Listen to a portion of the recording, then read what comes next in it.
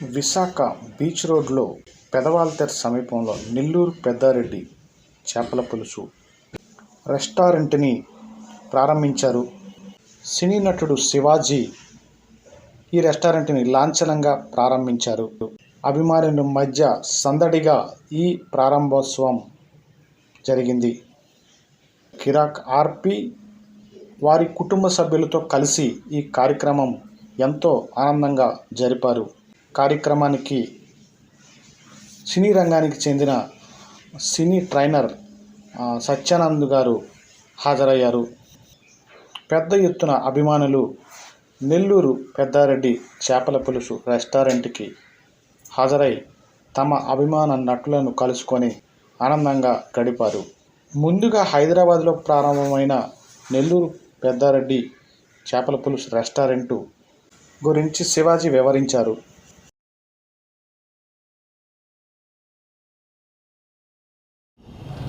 మా కిరాక్ ఆర్పి స్టార్ట్ చేసినటువంటి నెల్లూరు పెద్దారెడ్డి చేపల పులుసు అనే ఒక బ్రాండ్ అది ఇంతింతై ఒట్టిడింతై అన్నట్టు పెరుగుతూ ఉంది.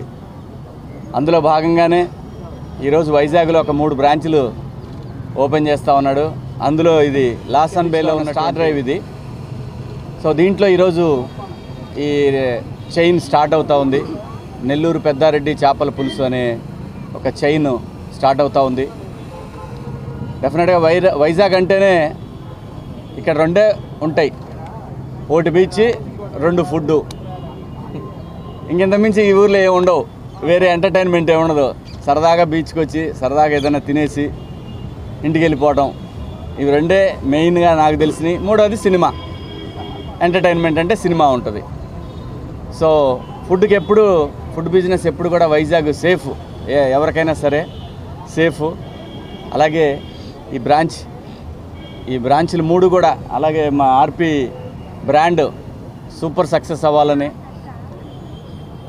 ఒక బాహుబలి 2 లాగా విస్తరించాలని మనస్ఫూర్తిగా కోరుకుంటుంటే, ఒక ఆర్టిస్టు ఎదిగేది కూడా మీడియా ద్వారానే.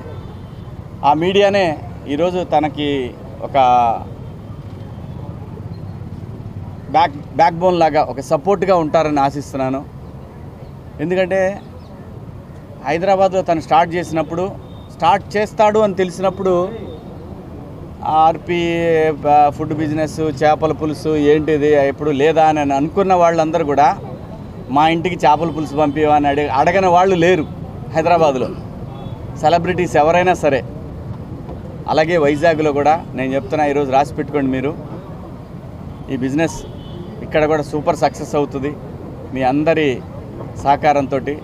అలాగే వైజాగ్ ప్రజలందరికీ కూడా ఒకసారి విచ్చేయండి. సో టేస్ట్ చేయండి ఒకసారి నెల్లూరు పెద్దారెడ్డి చేపల పులుసు.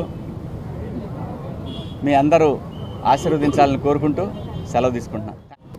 భారతదేశంలో ఇంతవరకు 5 కిలోమీటర్ల లైను ఒక ఫుడ్ బిజినెస్ మీద, ఒక చిన్న కొట్టు మీద జరుగుండదు అనేది అతిశయోక్తి కాదు. అంత పెద్ద హిట్ అయింది. తర్వాత మణికొండలో పెట్టాను, బ్లాక్ బస్టర్ హిట్. ఆ విధంగా అమీర్పేటలో మన పాస్పోర్ట్ ఆఫీసర్గా పెట్టా, అది పెద్ద హిట్ అయిపోయింది.